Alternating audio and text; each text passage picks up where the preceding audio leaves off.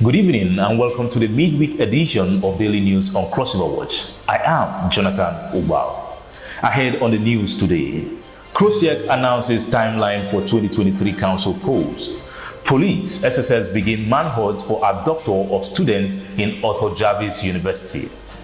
ASU dismisses President Buhari's 2-week ultimatum over strike. UNICA seeks NDDC TETFund support to build new library. Obonobla seeks naming of Ugeb Poly after Dr. Okoye Arikpo. SUBEB condemns burning of classroom blocks in Ogoja. Calabar South Council boards accuse traders of fomenting trouble. And now, the news in detail.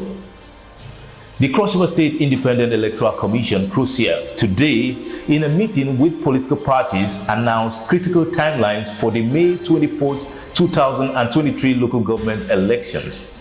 Now, political parties are to conduct primaries for councillorship and chairmanship positions between October 1st and 21st, 2022, while submission of lists of proposed candidates will happen between October 24th and November 24th, 2022. Also, nominations forms will be submitted between November 28th and December 2nd, 2022, while the campaigns are to last from December 27th, 2022 until May 23rd, 2023.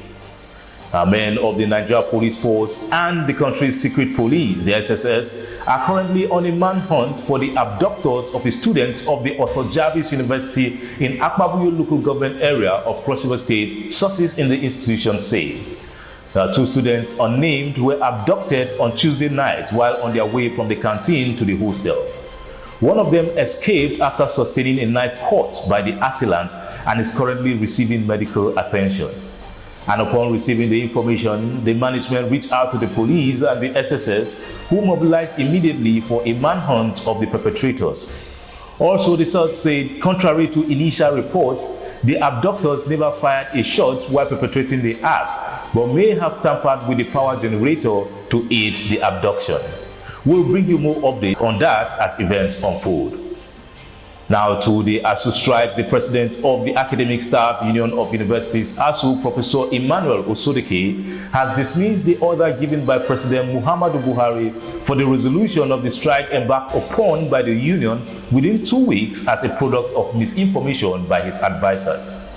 Professor Osodeke stated this while speaking on Channels Television's Today program, where he accused the federal government of not prioritizing education. He said the government has kept setting up committees whose reports have been inconclusive.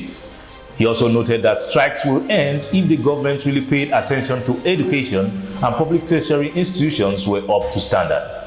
Aside the Academic Staff Union, the Senior Staff Association of Nigerian Universities, SANU, as well as the Colleges of Education Academic Staff Union, COESU, are also on strike, leaving thousands of students in public tertiary institutions at home. Meanwhile, the Vice Chancellor of the University of Calabar, Professor Florence Obi, has called on the Tertiary Education Trust Fund, TETFund, the Niger Delta Development Commission, NDDC, and the Federal Ministry of Education to assist the institution in the construction of a new library. She told the News Agency of Nigeria in an interview that the current library has deteriorated and has remained a concern for the management as well as the 13th Governing Council of the university. We go on a short break right now. There'll be more news afterwards.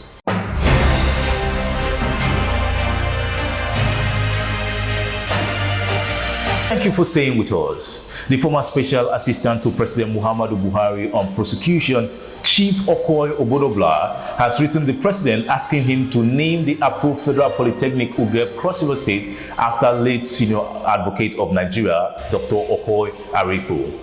Obonobla, in his letter, regretted that the federal government is yet to honor Dr. Arikpo, who had championed academic as well as pre-independence struggles and was involved in international legislative diplomacy against secession during the Nigerian Civil War of the mid-60s. He said Dr. Arikpo, who occupied high national political offices, featured in many of the constitutional conferences and represented the country at several international fora before he died in 1995 at the age of 84.